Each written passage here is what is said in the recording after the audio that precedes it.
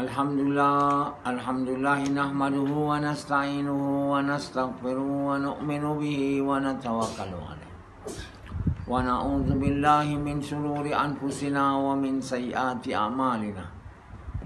Man yahdihillahu fala mudilla lahu wa man yudlil fala hadiya lahu.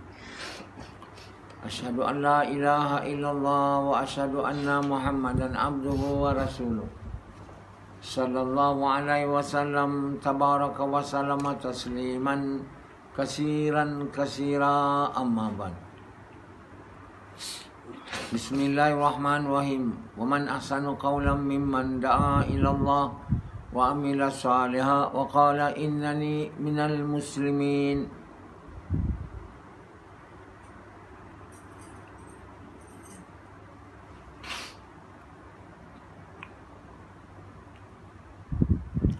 Tuan-tuan, bapa-bapa sekalian, Allah Subhanahu Wa Taala ajar berbagai-bagai bahasa di dunia ini. Salah satunya bahasa Melayu. Banyak bahasa. Tak boleh dikira. Itu belum masuk logat lagi. Begitu besar kekuasaan Allah Subhanahu. Boleh mencipta berbagai bahasa dan logat, berbagai rupa, berbagai warna manusia. Tak ada yang sama.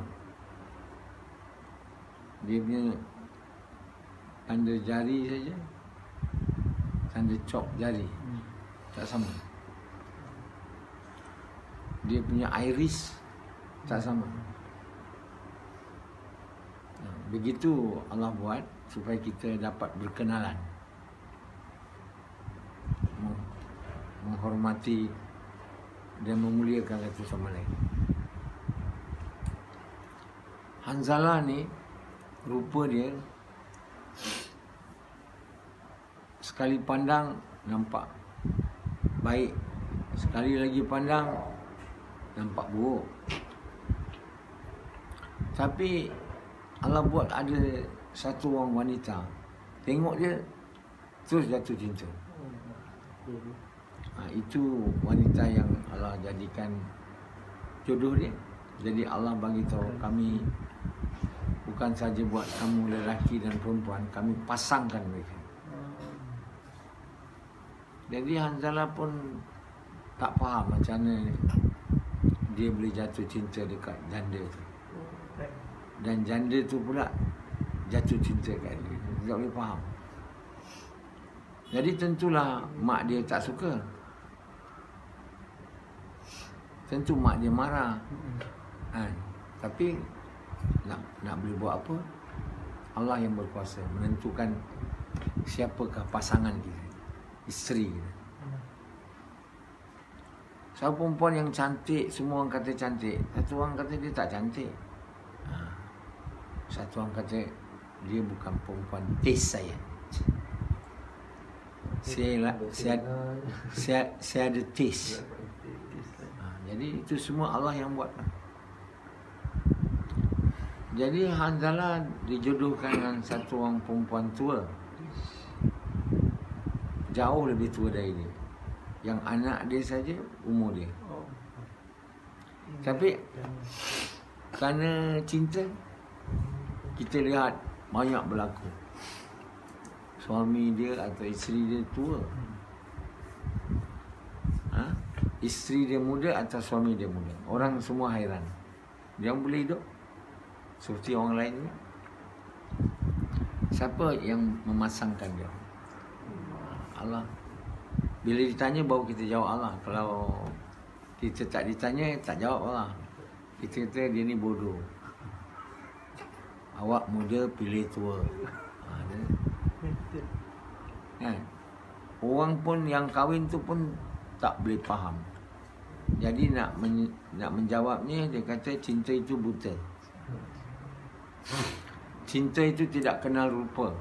Tapi sebenarnya Allah yang pasangkan dia, bukan cinta. Tapi Allah untuk pasangkan dia, Allah sampai cinta. Mudah saja bagi Allah.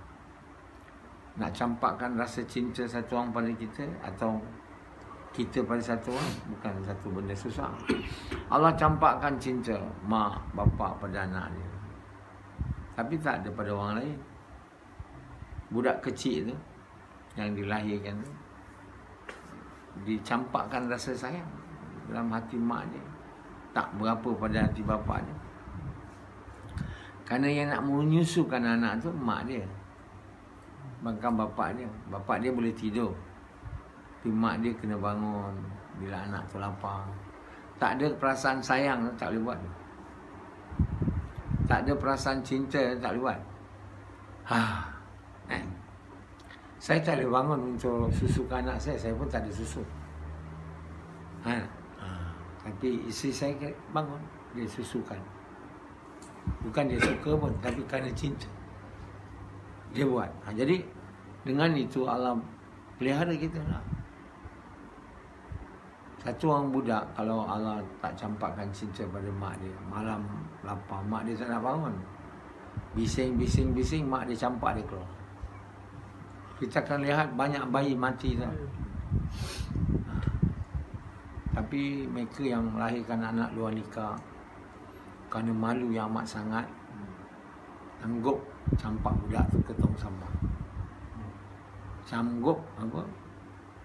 Walaupun cinta, tapi dia sanggup melanggar perintah Allah kerana takut pada manusia lebih dari takut pada Allah. Manusia hari ini dia banyak takut apa orang lain kata, menyebabkan mereka sanggup bunuh anak.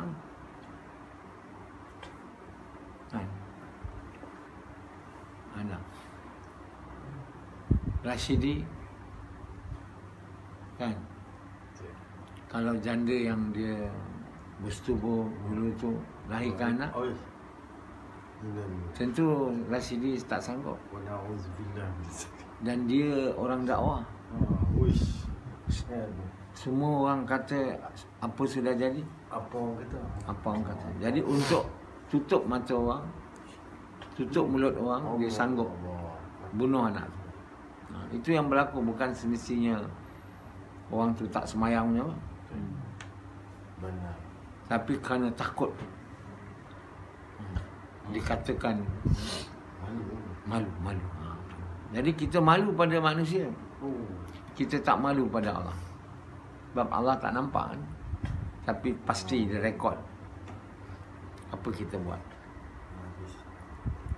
Di akhirat nanti akan ditanya kan, bayi yang dibunuh, apa dosa aku dibunuh. Allah akan buat bayi itu soal mak dia, bapa dia. Jadi lazat yang sebentar tu, yang berzina dengan perempuan bukan isteri dia, bukan dibenarkan, telah berakhir dengan satu tragedi yang lebih besar. Dari lazat tu, yang dosa tu, buka kepada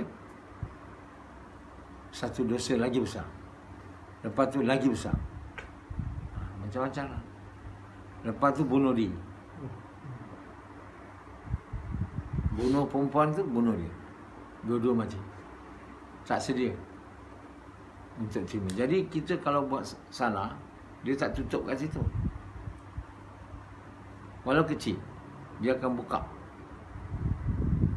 Ya.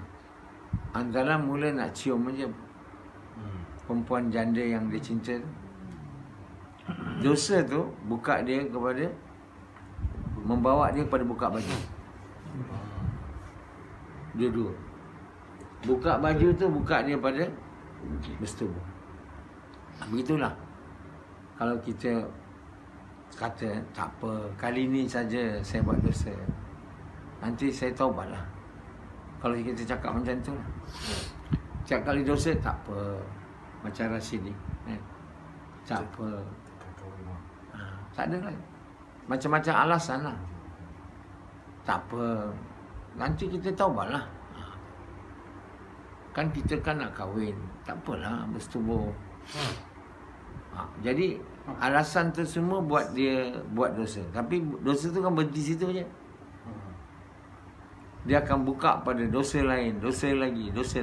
Jadi sebenarnya Allah suruh jangan kamu dekati. Sebab jangan kamu dekati. Jangan kamu dekati zina, jangan kamu dekati dosa. Nah.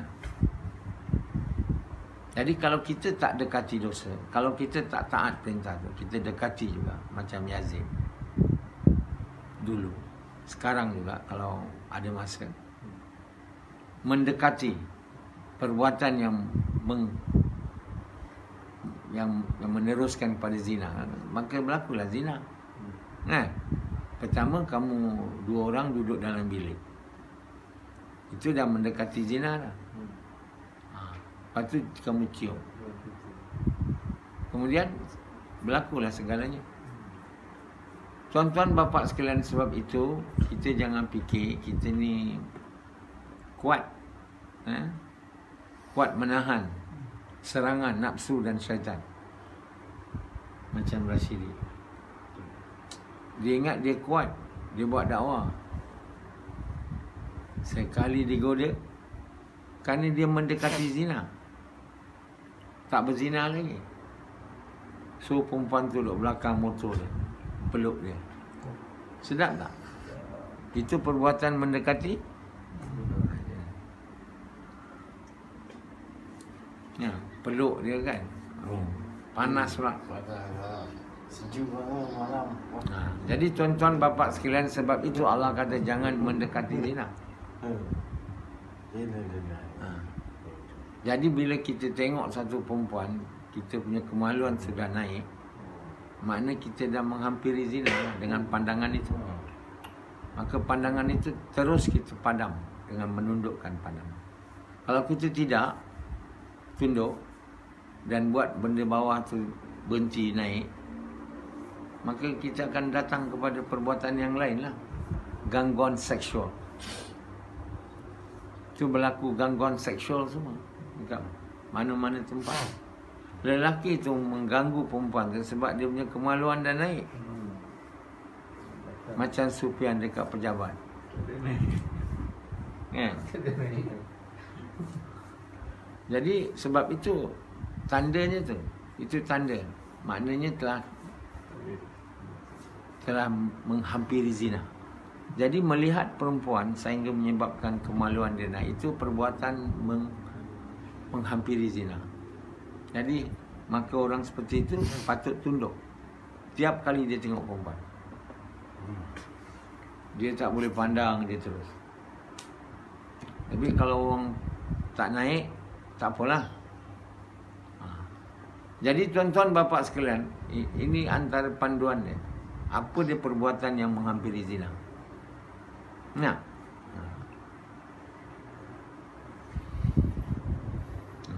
jadi bukannya Allah SWT yang kecil-kecil pun Allah larang, sebab bukan Allah nak buat tak baik kita. Allah nak memelihara kita daripada buat yang lebih buruk. Nah, pandang perempuan pun tak boleh dalam Islam. Susah lah macam ni. Dia ada sebab dia kenapa disuruh jangan pandang atau pandang terus tunduk tu. Bila dia telah menjadi pandangan yang menghampiri zina, tahu? Macam Yazid, liar mata dia pandang. Dia tengok bakal isi dia dulu jalan depan rumah dia. Kalau aku dapat perempuan ni, dia cakap. Kalau aku dapat perempuan ni, apa maknanya? Kalau aku dapat bersetubuh dengan perempuan ni. Jadi pandangan dia tu sudah pandangan menghampiri zina. Kan? Betul tak? Pandangan dia tu menghampiri zina sebab iman tak ada lah. Pandangan orang yang iman kuat, dia tak ada menghampiri zina.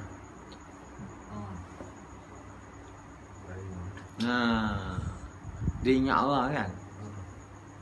Satu orang kata aku tengok perempuan cantik, ingat Allah. Kalau iman dia kuat mungkin lah. Kuat betul lah. Tapi kalau tak kuat, tengok perempuan cantik memang naik bawah. Terutama orang macam Hanzalah ni. Walaupun buat gas, Iman lemah je. Tak boleh nak masuk sebab Tuhan dia, mak dia belum keluar ni. Allah Tuhan, mak Tuhan juga. Tak boleh.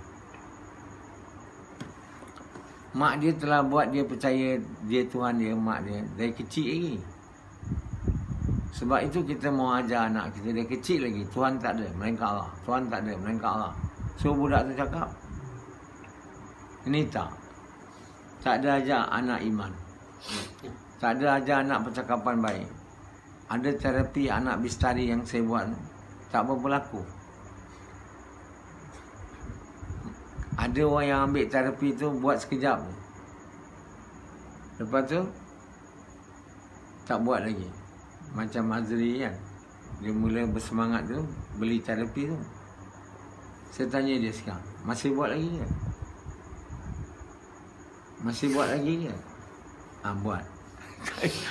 Dia kadang-kadang dah tak buat dah. Macam Bapa Anzala dulu ada juga terapi sekejap je. Sebab percakapan tu tak sedap tuan. Tiada Tuhan melainkan Allah. So budak tu cakap, Allah bersama saya, semua saya boleh buat. Tiada yang bagi saya makan melainkan Allah. Mana sedap. Kerana tak sedap, sekejap jangan dengar. Jadi mana nak masuk? Jadi semua self-talk terapi saya ni, dia orang semua tak suka nak dengar. Orang yang sakit mental yang saya bagi, susah dia nak dengar. Dia nak makan ubat, dia dengar tak nak. Itu macam mana? Ada dengar, tapi jarang dah. Lepas dia dah sembuh, saya suruh dia dengar lagi, paling kurang sekali. Tak mau. Lepas tu datang balik. Ada. Jadi ubat ni bukannya, ubat ni namanya ubat. Tapi semua ubat ni orang tak suka. Namanya ubat. Tu namanya ubat. Yang kita suka tetap ubat tu. Yang ubat ni memang tak sedap. Tak sedap didengar. Kalau dia ubat tu perkataan baik. Jadi hari ni budak-budak dan kita semua, kita punya roh tak baik.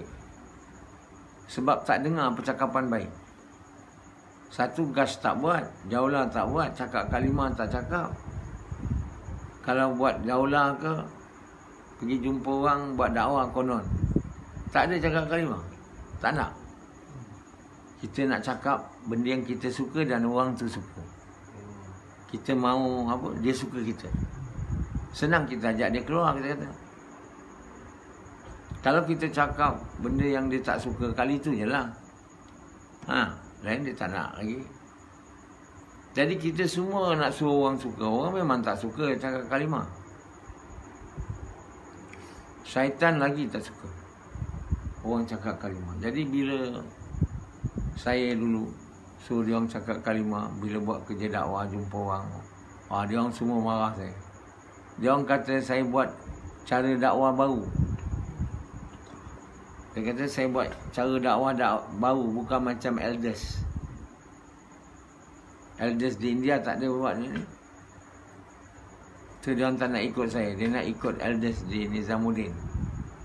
Dia orang tak ada ajar cakap kalimah ni. Tiba-tiba Dr. Naswar suruh kita cakap kalimah. Dan bukan suruh kita je, suruh orang yang kita jumpa tu pula cakap kalimah. Lagilah. Dia tak suka cakap kalimah, nak suruh orang tu cakap kalimah. Buat halqa kat rumah tu, muzakarah. Tak mau. Naswar sudah buat ajaran baru dalam dakwah. Dinamakan saya buat bid'ah pula tu, oleh Mufti Zainal Abidin. So semua orang Malaysia kata Naswar buat bid'ah. Bid'ah ni yang Nabi tak cakap. Kamu tu yang buat bid'ah, cakap dunia. Yang cakap kalimah ni sunnah. Saya pula yang dituduh buat bid'ah oleh Profesor oleh Mufti. Lepas tu Syed Ahmad memproporkan kat Malaysia ni yang Naswar. Saya dengar dengan telinga Mufti cakap Naswar buat bid'ah dalam dakwah. Saya pun heran. 1000 hairan saya. Bagaimana orang dinama dakwah ni tak suka cakap kalimah? Oh, betul lah syaitan tu berkuasa atas dia. Saya pergi ke Kuantan, saya diserang oleh orang dakwah di Kuantan tu. Telefon Syura Malaysia supaya bawa jemaah saya balik. Anak saya 2 orang ada ikut. Dia melihat dengan mata dia, kecil lagi, yang bapa dia dihalau dari Kuantan. Bukanlah dihalau, macam lebih kurang lah. Kata Arsyad 2 pagi dia telefon saya, orang Kuantan. Orang tu kalau masih hidup lagi dan masih dengar baik-baik. Apa yang kamu buat tu salah. Yang suruh kamu saya jangan cakap kalimah tu bukannya Allah dan Rasul. Syaitan kamu. Syaitan yang bersama dengan orang dakwah tu telah mengamuk.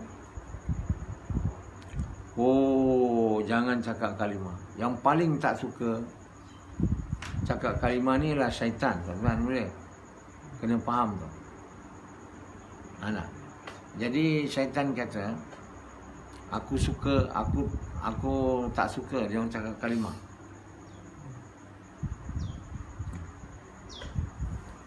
Perkara yang syaitan tak suka orang cakap kalimah.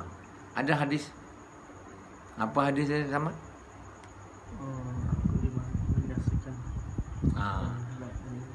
Aku binasakan manusia ni dengan dosa dan maksiat. Maknanya untuk binasakan kita, syaitan ajak buat dosa dan maksiat, dan mereka membinasakan aku dengan kalimah dan istighfar. Jadi memanglah syaitan karkun orang buat dakwah di Kuantan dan di Ipoh dan di seluruh dunia lah tak suka cakap kalimah. So atas alasan manasabah belum masa lagi.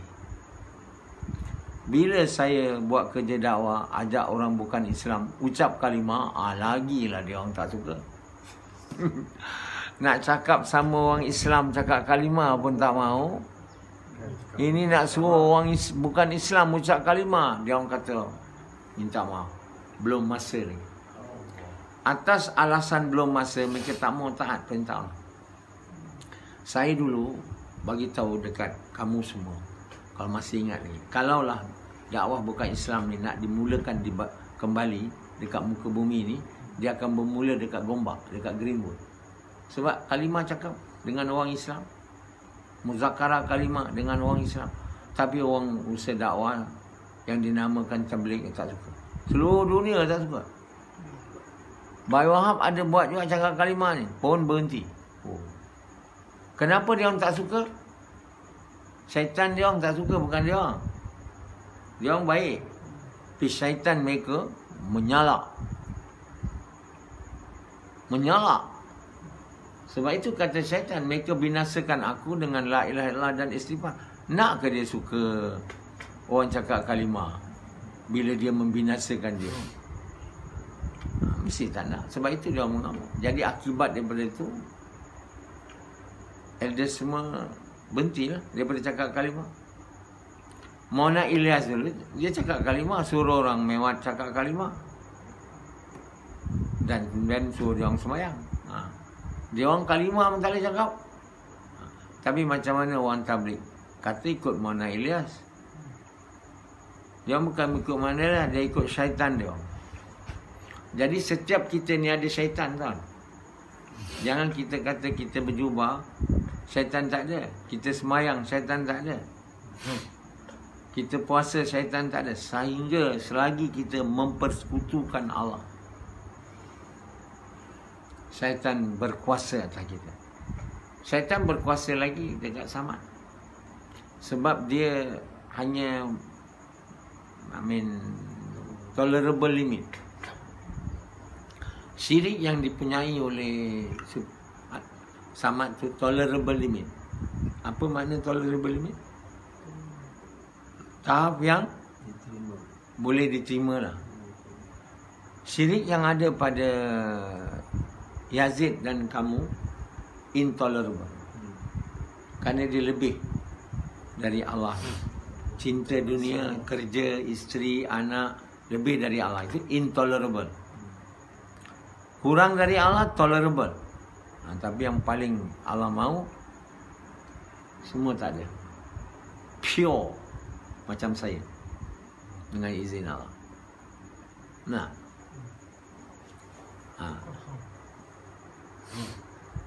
Saya ada lagi syirik ya dalam hati saya. Kalau benar ada, pas.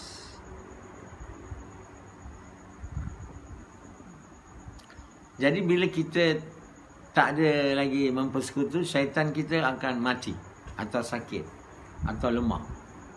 Itulah yang kita mahu. Itu baru kita dapat khusyuk, tuan. Semayang. Kita kalau tak dapat khusyuk dalam semayang, itu tandanya kita mempersekutukan Allah, sama ada at tolerable limit or intolerable. Kalau kita dah tak ada diganggu oleh syaitan, syaitan tu dah sakit. Makna dalam hati kita ni clear. Kita ni dah masuk kumpulan yang nak menjadi kekasih Allah. Jadi Samad dalam semayang dia tak khusyuk. Khusyuk semayang. Janganlah mengiling cakap. Kuat. Tak khusyuk. Tak khusyuk. Samad khusyuk tak ada semayang. Cakap kuat. Tak khusyuk. Rashidi kau khusyuk dalam semayang. Tak khusyuk. So? Kenapa tak khusyuk? Sebab syaitan tu masih berkuasa. Syirik dekat Samad ni tolerable. Sebab itu dia beriman dan beramal saleh. Tapi bukan amal dia semua saleh. Ada syaitan berkuasa sekali, tak saleh lah jadinya. Jadi dia kena masuk di masyar, dihisap. Dia ditimbang. Jadi didapati amal baik dia lebih sikit je daripada amal buruk, maka dia boleh masuk syurga. Orang yang dah tak ada lagi syaitan ganggu ni, dah jadi kekasih Allah, dia tak payah dihisap kan. Dia duduk aja kat masyar, di bawah lindungan arasy Allah. Macam. Dan dimasuk syurga dengan secepat kilat, tau. Itu pun panas dia boleh rasa juga. Yang secepat kilat tu pun. Apatah lagi merangkak. Merangkak sirat tu panas saja. Mana nak tahan? Yang secepat kilat pun panas. Nabi dan sahabat mendengar tu menangis. Tuan-tuan bapa sekalian, kita ni takkan hidup selamanya. Pasti kita mati. Mana pernah tengok orang hidup selamanya, ada? Jadi mati itulah kebenaran. Satu hari kita akan mati dan kita akan lihat semua ni. Yang kita dengar ni sekarang, adanya mahsyar, adanya sirat, adanya syurga, adanya neraka ni, semua kita akan nampak. Sekarang yang kita tak nampak ni, yang kita diberitahu ni, akan nampak. Macamlah bayi tu, kalau dalam perut ibu tu, dalam rahim ibu tu, dia diberitahu oleh orang kat dunia ni, dan dia faham, katakan bahasa kita, bahawa kau masuk dunia ni, kau akan nampak gunung, laut, bangunan tinggi, kereta. Dia kata mana ada. Saya tak nampak. Jadi kita hari ni tak nampak apa yang dia cerita tu. Syurga, neraka, sirat. Bukan dia tak ada. Belum dibuat nampak lagi. Macam bayi dalam rahim ibu tu, bila dia dah keluar, baru dia nampak. Dia dah besar sikit. Nak? Kalau bayi tu cakap, saya semua tak nak. Kaki tak nak, tangan tak nak, apa tak nak. Wahai Allah, apa guna? Saya nak badan bulat aja. Keluar dah tak boleh jalan, tak boleh ni semua. Macam itulah. Kita hari ni taat perintah Allah, terus semayang, suruh buat dakwah. Kita kata apa perlu dakwah semua ni? Apa guna dia ni? Tak? Tak payahlah. Saya nak makan ni. Saya makan, saya boleh minum, saya boleh bersetubuh. Okey, pas. Macam Sufyan cakap. Saya sekarang ni nak bersetubuh je, kata Sufyan. Saya dah tak ada isteri. Amisab suruh saya bersetubuh dengan plastik, dengan patung. Plastik 100 je. Dia cakap kat saya tiup plastik tu belum kembung lagi, saya connect dah turun. Jadi dia pun buang plastik. Saya cakap belilah silikonnya. Oh itu dekat 4-5 ribu tu.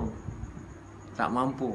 Jadi sekarang ni dia nak meminang perempuan tu real punya lah. Umur 40 lebih tahun sampai kurang tua sikit pada dia. 8 ribu kena beli. Sekarang dia dah beranjak sikit. Nak memikirkan mana nak dapat 8 ribu. Dulu plastik 4 ribu kan. Bukan plastik, yang silikon, yang lembut. Ada yang boleh bercakap lah tu, patung tu. Sekarang dia dah buat dah. Orang putih. Orang putih tu kata lebih baik aku ada patung yang boleh cakap daripada kahwin. Buat hal je banyak. Aku dengan patung ni balik kerja je boleh bersetubuh. Dia tak ada payah aku nak bagi makan, tak payah aku bagi minum, pakaian pun tak payah. Aku kalau nak buat seks dengan dia je. Tak apalah 4,000, worth it. Jadi tuan-tuan bapa bila manusia itu je dia nak. Kalau itu je dia nak, akhirat dia apa? Dia tak ada amal. Macamlah satu orang lahir kat dunia ni kaki, tak ada mata, tak ada, bulat daging je. Maka dia menyesal lah dulu tak nak semua ni. Dia kata saya tak perlu dah kat rahim ni, tangan kaki ni tak perlu. Kita kata semayang, puasa, amal baik pun tak perlu. Nanti kita masuk akhirat. Takkan apa yang kita buat kat dunia ni bersetubuh, amal buruk semua, makan, minum, kereta, rumah, kita semua tak ada guna. Rumah besar tak ada guna. Kat akhirat duit banyak tak ada guna. Betul tak? Berguna. Yang kita nak sangat sekarang. Yang kita nak duit sangat banyak. Siapa nak duit banyak? Angkat tangan. Semua nak. Kau nak duit banyak sebab apa? Di dunia. Tapi di akhirat bukan nak duit banyak. Kat dunia ni bukan nak duit banyak, duit sikit. Yang kena banyak apa? Amal baik. Itu sepatutnya kita nak. Kalau kita dapat duit banyak, combine kita lagi. Fixed deposit lagi. Kita letak dalam bank fixed deposit. Mana-mana bank supaya dia grow. Macam saya yang sekarang saya dapat duit banyak kan. Saya tak mahu bagi kat orang. Tak nak bagi kat orang miskin, tak nak bagi kat orang, tak nak buat apa, tak nak. Masuk bank. Dia orang punya penasihat kewangan lah. Kan? Interest lah tu, riba. Masuk bank tu, supaya dia grow tu, riba. Lepas tu kau banyak duit, kau makan riba je dia tu. Kau simpan tu. Lepas tu mati dengan riba. Duit yang halal tu simpan. Riba je mana. Itulah dia orang kata dia orang otak bijak. Company macam tu juga. Dia duit banyak dia simpan je. Dia buat riba. Yazid kerja finance dia tahulah. Dia pun bersubahat dalam mengajar orang untuk makan riba. Kerja bank. Yazid. Pada dia riba tu tak berdosa. Mempersekutukan Allah pun tak berdosa.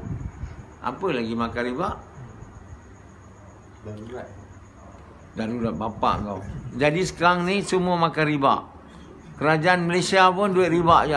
Aduh. Sebab duit dia di bank. Yang suka riba. Jadi kalau kita suka riba, suka makan riba, percayalah, kita akan binasa. Kita akan tak ada keselamatan. Tapi kita tak nampak. Kan? Riba ni benda yang haram. Allah Subhanahu Wa Taala tak suka kita makan riba. Dapat. Tapi inilah perbuatan kita. Yang kita ingat kita bijak. Mengawal kewangan.